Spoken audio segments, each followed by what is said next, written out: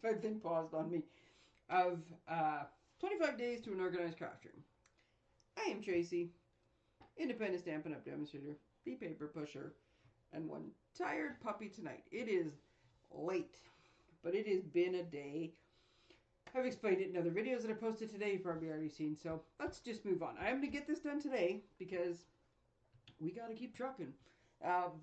Today we're talking inks. So, I did a video yesterday that says, hey, you're going to see this tomorrow, but I realized that I wasn't going to put it in the video until we got to here, and then I had the whole thing, and so I'm going to, after I do this video, splice in the other video, put it all together, and upload it. So, just go with me.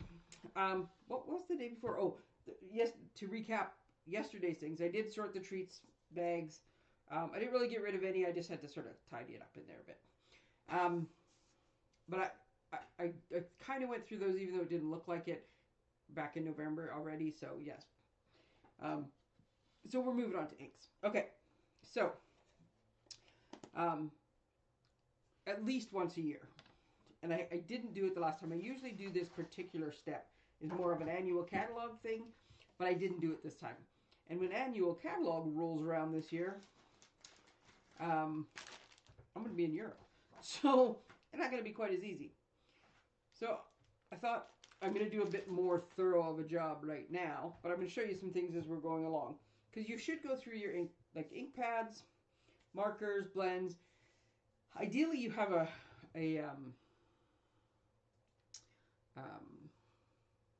system. Sorry, it is, seriously, it's been a long day. Ideally, you have a system that lets you know if there's something wonky with anything. So with stamp pads, the writing goes one way, and they're designed. I think I say this in the video, so I ended up repeating myself. But this is like a patented Stampin' Up's all fancy schmancy design, where you store this way. So when you flip it, gravity has pulled all the ink to the top, right? So they're always stored this way. So if I have a problem with an ink pad, I'll flip it over, because if I see it upside down, I know something's wrong. With my blends, they fit on the shelf like this, right? So if one of them is not working, like if I go to use it and I find something's wrong, I turn it like this. So if I see this, it's not maybe not that easy to see that way. If I see one turned sideways, then I'm like, something's up. So I kind of have a system, but I don't always remember. Sometimes I'll go to use a stamp set or a marker or something, and it doesn't work, and I'm like, duh. So I don't want to find it the next time in the middle of a craft, especially in the middle of a live video of a craft. So I try to, like, once a year at least check. Now, I do know from using this just before Christmas, I used a lot of Poppy Parade, that this ink pad was getting gnarly. I think, to my knowledge, all the other ones are good. I will double check them, though. So this was getting gnarly. So I'm going to show you how so this is now cleaned out. If I do this, nada. It is cleaned out. So this is the point in the video where I'm going to splice in how I got to this stage. Okay? I'm just going to put my hands up like this. Hello, my peeps. I'm coming to you live from the bathroom sink. It just occurred to me it might echo in here. Part of the ink discussion that we're going to have is when you get stamp pads that look like this, tends to be red, purple, and greens. I don't know why not the blues. Sometimes. It could happen to any stamp pad. It just seems to happen to the darker, like the richer colors. But it's the ink crystallizing. It's nothing gross. It's nothing yuck. And it's also something that you can fix. So this is my Poppy Parade. I realize I gotta do this and turn the water on. So I'm gonna just turn the water on. The one thing you'll notice in a second here is I have some, just some cheap, I'll show you them in the, when I get them back in the office, but these are just like vinyl gloves from the dollar store. I'm just gonna, whew. I use warm water just because it's easier on my hands, but that's a little too warm. So this is what we're gonna do. You tend to get it all over the place. Oops, I did that again. Hence the reason that I hold it this way, and I'll do it in the end. But step one to this process of fixing your ink pad is just to rinse out all the old ink and all the little crystals. And then you can see it's like I mean, it's stained because it had red on it, but we're basically getting back down to the white foam pad that was there. It doesn't take very long. You just kind of want to run until, we'll do it this way so you can maybe see better. It's still, there's still some ink coming out. You can see it coming this way, but it's not as dark as it was. So I'm just going to run it until all the ink goes. I think if you go one way, you don't get it all. It's the same when you clean your Stampin' scrub and stuff. So, like, I'm going to run it this way for a little bit. Oops. And I'm going to run this way from a little bit. I'm going to run on this one. At first, I just run it underneath but I'm going to go from all the different directions. It's a little harder to get on camp. There we go. My arms are only so long. Until it starts to run clean. Or mostly clean. I mean, having a little bit of ink in it is not the end of the world. It's the stuff on top that's the problem. So if there's stuff deep down, I don't know if it'll ever come to the surface. The way Stampin' Up! Ink pads are designed, they're designed to, I don't think I can do it with one hand. Oh yeah, I can. They're designed to flip over like this, so all the ink comes to the surface. So when you open it up like this, the ink is on the top. Otherwise, gravity would take over and your ink would never be that good. So I think the stuff that's, if there's old ink on the very, very bottom, I don't actually think it's going to have an effect. So I'm just I'm going to give it a little squeeze, get some of the water out, thinking that the new water will work better. Again, I have all these theories. None of it's science. It's just my thoughts. So the water is starting to get a little cleaner. Some of it's still coming out. So let's pretend that it's all clear. I'm going to go back afterwards and do a little bit more. And the reason I'm doing it today, oops, is because I like to let it dry overnight. I realized that afterwards. I like to let it dry overnight. So I'm going to do this. So when I was done, if I hadn't just dropped it back in, you notice how most of it, like it was all over the case, but it is pretty good. It's not really sticking anywhere. So we're going to make sure that everything is done. And then I'm going to run my hands down. I don't know there's nothing weird on my thing. There's not. Lots of hair elastics. So I'm just going to run my hand down and get like as much as I possibly can out of this. And then I'm going to pat it really well with some paper towel. And I'm going to leave mine like at an angle. I tend to make a little tent like this and leave it just on a piece of paper towel overnight. So as much moisture as possible will drip out and this will dry. So when I go to put the stuff in tomorrow, I'm not watering down my ink. Now, in the video, I was trying to film the video with one hand and clean with the other hand. So in the video, you can see that I've got my rubber gloves. I said I would show you. These are just disposable vinyl gloves. They're actually quite durable. I'm surprised. I've bought like had first aid kit gloves and stuff that rip really easily. These if you could get them on and off without touching everything, you could use them multiple times. They're pretty heavy duty, and Dollar Tree. So I imagine Dollarama has them too, but we also have a Dollar Tree. And the reason I say that is because they go on quite well, and they'll just keep, I mean, it's not the end of the world if you get ink on your hands, inky fingers, happy heart. But just like medical gloves, I learned to take them off this way, right? So when you do that, you turn them inside out, and then everything gets off. So if you could figure out a way to not take them off that way, they would probably work. Now, whether you wear one or two is kind of just to decide how you do it thing. But I had 2 of them on yesterday when I was doing the video. And in the video, I was just trying to like rinse and do with one hand. As soon as I ended the video, I took it off and I was doing this with both hands. And in about 10 seconds, it was clear. Like it was running clear. So it doesn't actually take that long. It took a little bit longer in the video just because. So I now have this thing completely done. This is the piece of paper towel. And I said I usually put them upside down, right? So I had it tented like this. Right? Just sitting on the counter. So that as much air could dry it, and if anything was left to run out, it would run out this way. I rinsed it off just before I pulled it out of the tap. I rinsed off everything, so this is all pretty clean. So I didn't have to worry. And you can see that it was fairly, like I kind of just, squished it out a bit, and then I tap with a paper towel. So by the time I hung it here, it was actually pretty dry, because nothing even dripped out onto here. The bonus is, we'll use it today in case I make a mess. So I'm putting this in part way just so it's not so floppy. So here's how we re-ink it now. This is, I know that, so this started out as organization. I thought that's the perfect time to do the organizing, and we can share some storage tips. I realize I didn't say anything about storage, but if you want, I just use the Stampin' Up! Storage, like ink pad storages. I use the blend storage. These things are awesome. They're made to fit. They're just perfect. So that was the storage thing. This is more just if you're going to clean it, here's some of the things you do. So I'm just going to show you a couple things as we go. So this is how I was taught to do it. Now I noticed, actually it's kind of funny because some people will do dots, right? Like this. Some people will do lines.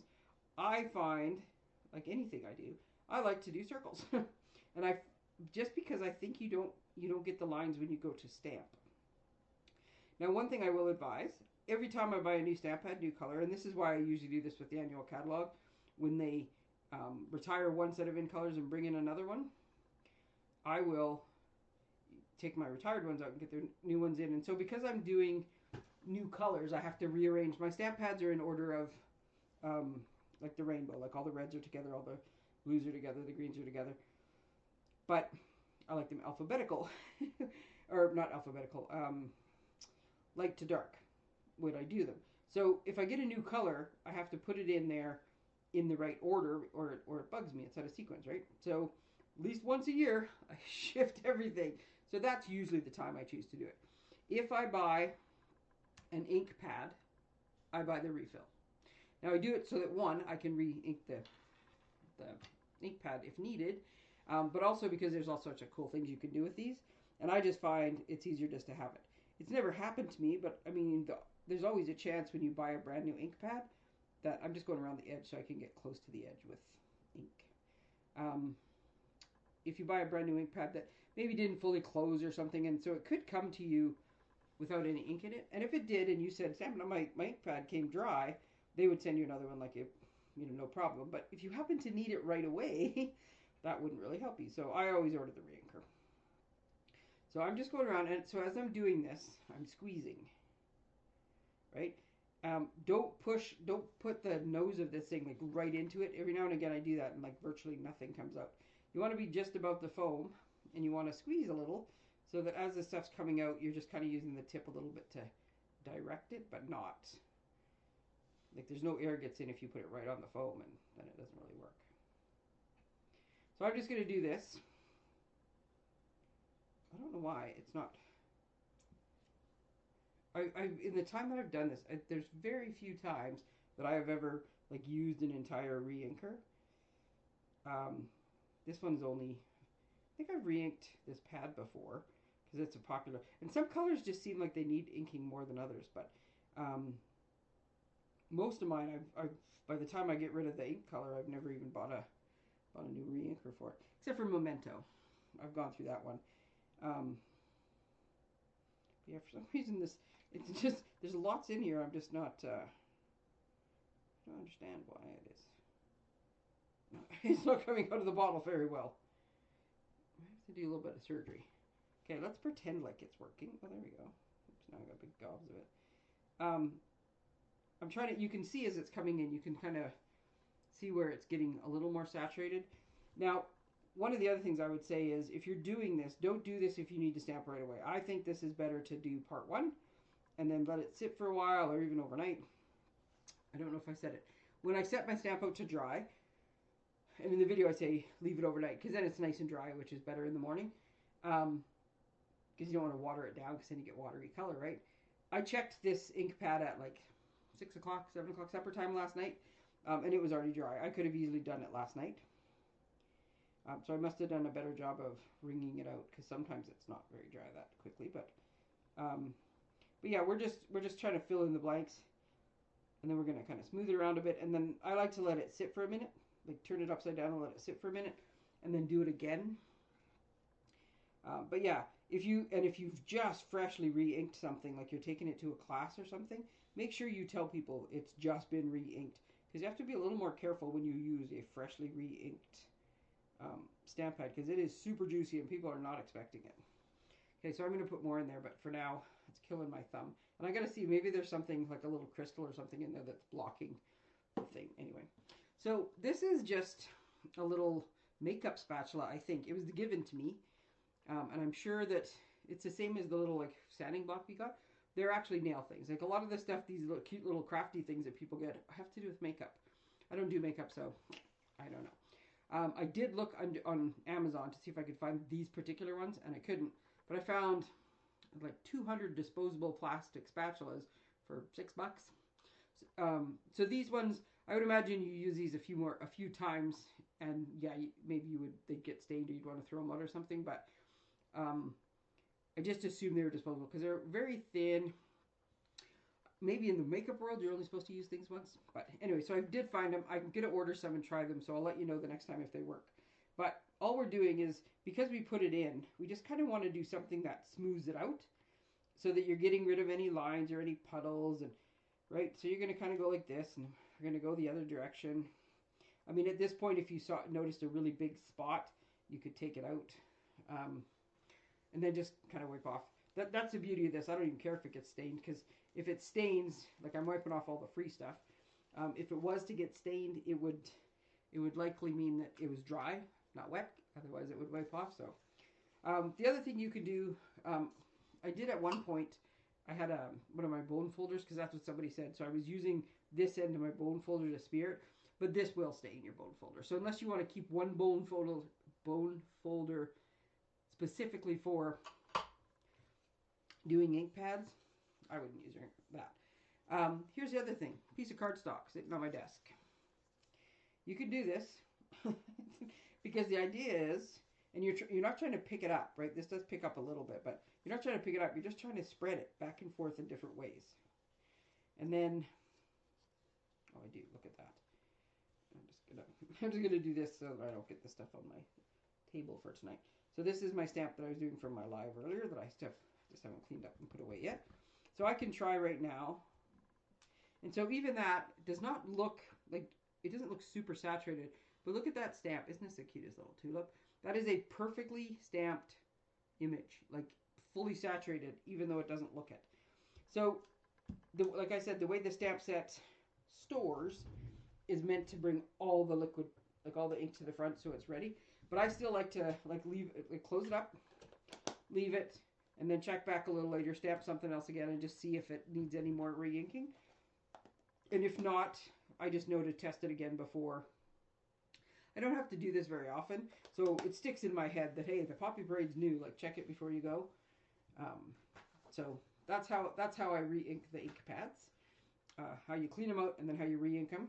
So check your ink pads and see if you need to do that. I've shown this once before, and I will put the link back in again. This is my Stampin' Up! Blends chart. Try to get it close enough you can see. So I update it every time we get new in colors, and I don't necessarily put them in order, right? Like, so when these retire, these are the newest. When these retire, I'll just change these out, put the 5 new, and then when these retire, so I'm not having to move. This was not easy. And then these are the collection colors, and then we have the little like ivory, and then these are I call them the face colors, but they're naturals, I think they call them. They work really well for different color animals. They're really just a bunch of browns, shades of brown, beige kind of thing, but they make great facial colors for like different tones, or different fur colors if you want to use them for animals and stuff. So I have this chart, and again, usually do this at annual catalog time, but I didn't this time. So this is my pecan pie, so this is light and dark.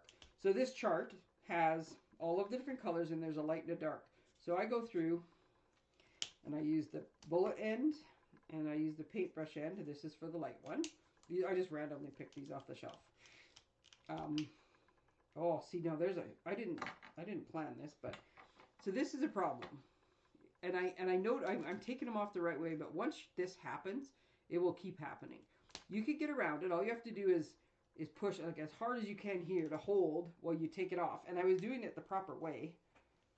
There we go. So if you can hold as tight as possible here, and you can get it back in, but that's going to keep happening. So I'm going to turn this one sideways because I know that that's going to annoy me. And sometimes if you're in the middle of something, you can't always get the lid off the right way, because we're holding it here and we're pushing on this, right? Like, so I'm doing it like this so you can't really see, but so I'm holding here and I'm pushing up on these little things. I can also see that this is kind of frayed a little bit. So definitely this is, because it's not going to do a good, it spreads out too much, which means you get close to a line and it screws you up. So I'll tell you, that was very lucky that I picked this particular one. So I can see that I have enough, but this is very splotchy and this broken end. So this dark one needs to be replaced. So when I put them back on the shelf, I'm putting them like this. Now I have some spares of different colors that I just keep in. Some of them were when they were retiring some of the old blends, they sold them separately and then they started making them as pairs. There you go. What's right on top? Pecan pie. So I have some. If I need to bump up my order at all, oh my God, look at that. Dark. So I'm going to replace that right now. When I was bumping up my order, I added some in. Some of them are just the old ones. Some of them are colors I know I use a lot. Okay, so I'm going to do that right now then. Because yes, there is some life left in it, but it's going to annoy me when it colors outside the line. And this is going to annoy me if I pull it out and get ink all over everything. So I am in a position where I don't have to put up with stuff like that. So I'm not going to. So I put these little ends on. I have a little sheet that does these as well that will be updated again with the new year. You print it out. I print it out on cardstock. Some people print them out on just on copy paper. I like them a little firmer. And then I have an old 3/8 of an inch punch.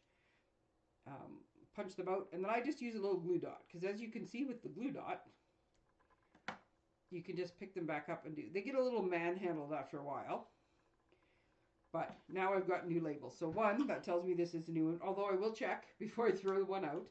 Yes, this is very fuzzy. See, because when I go to open this time, it's not opening again. So that's just gonna, and yeah, oh no, that time it did. It used to be, and now I have the label, so I know. It used to be that you could just take the cap off and put a new cap on. But when they went from 1 to 2, they must have got a new manufacturer somewhere along the way, because this one is a little too tight. And this one is, oh, see, that one's working though. They don't normally. I don't know. But they're not as interchangeable as they used to be. And you want a good lid or they'll dry out. So this one is scrappage, and that one, because it's not totally bad, I actually will keep it in like sort of a, if I need to color something else brown. So now I have a new one. So, and I've got my thing colored, so now I know I'm good. So there's how I go through my markers, or my blends. And like I said, I'll post that if anybody else wants to use it.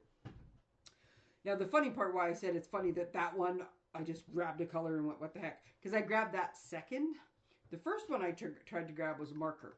And I can tell you that this is about the 10th color I tried before I could find a marker that was low on ink. So Stampin' Up! Retired all their markers, discontinued them sometime last year in the spring, I think, maybe. But a lot of people will still have their old markers. They used to come, it was the same. If I bought a stamp pad, I bought a marker. Because as much as I prefer the blends for coloring, if you stamp and you get like a bit of an incomplete image, the marker was perfect for filling in that little bit of an image or coloring on a stamp to get like multicolors on a stamp. So, but as you can see, after 10 tries, I picked up my orange, which has got like virtually no ink in that side and not a whole lot in this side. So I thought I would just share with you, and again, just to clean my table, because not everybody realizes you can do this. You can do this with blends as well, but because blends have light and dark, I don't know how you would get the right ratio to make it the right two things. With a marker, it's just marker, right? So I have my re-inker, which I'm going to open. And then I have a spare pair. These are just crafting scissors off Amazon. They're not my good Stampin' Up! Ones that I use for embossing, but they're the same kind. I can't remember what this word is. They're like, you know, they're hinged and they're pressured, whatever that is. There's a name for them. I can't remember what it is. So you can go like this though, and you can pull this little end out. The beauty of these tweezers is you can set it down and it holds it for you. So this one is used for ink so that I don't get ink on anything else I'm holding. So these ones only get used for this. And then, and again, it's trial and error, but you can use your re-inker. I'm trying to do it so I can see what I'm doing. And put a couple drops I'm going to put like, I don't know, 10 drops into the tube, into the chamber, into the, I don't know, whatever, magazine, whatever it's called. Now, to my knowledge, you know what I just realized as I was doing that? I can see it there. To my knowledge, you can't get the other end off, but I'm going to try in a second. And then we just pop this little guy. Just a minute, there's an air bubble there. So I'm going to, because it's going to come out all over everywhere. I might have put too much in. I don't know, I was just guessing. Again, trial and error.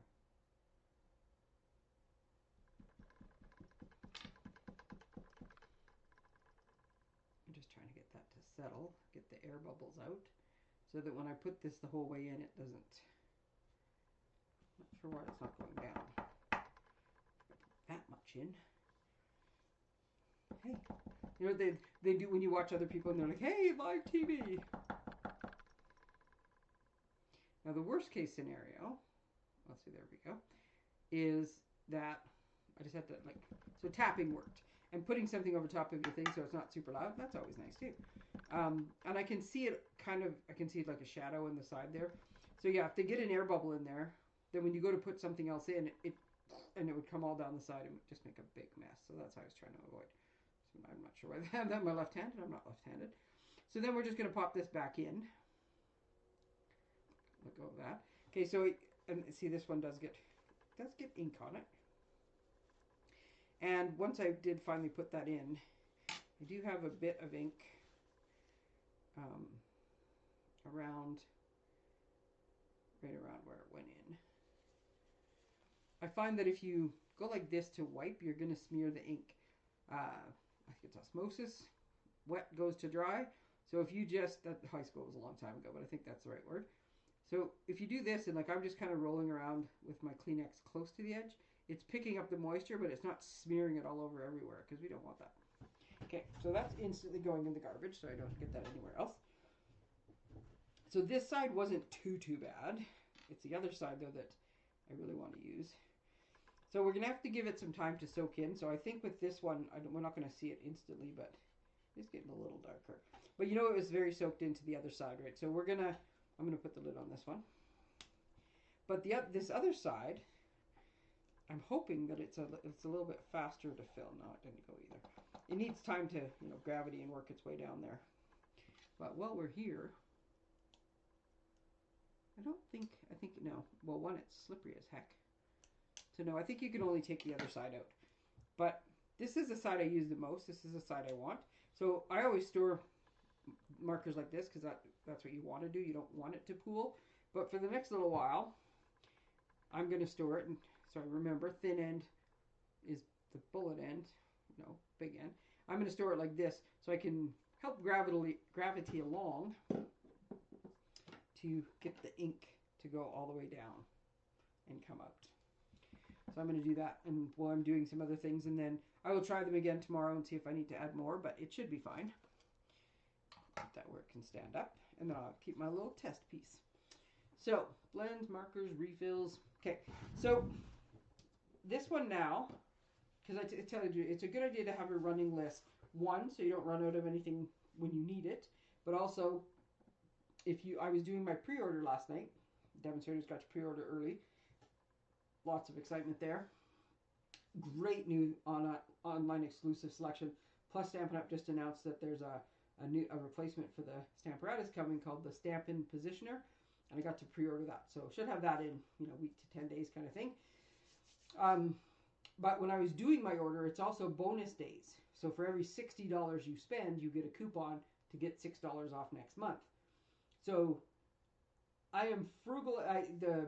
My dad used to say it was my Scottish heritage. But I will make sure that I get as many 60s as I can. So I was doing the math, and I'm like, okay, 60, 120, 180, 240. So if I was at 220, I need $20 more because I'm going to 240. I'm not stopping at 220. Now, if I'm at 240 and I get to 245, I'm good. I don't need to buy like another $55 worth. But if I'm $20 away, I've already got 40 and there's only 20 more. Nope, I'm So I like to have a running list of things I need. Re-inkers, new markers, like things that I use a lot. That's the kind of stuff I like to put on my list. So I'll go through and just kind of look at all my little re-inker bottles that are stored on the top of, like above the ink pads. You can sort of see that here. Check my, do my markers, do a little check. I don't actually have a marker check thing. Although when I went today, I know that at least 10 of them are perfectly fine.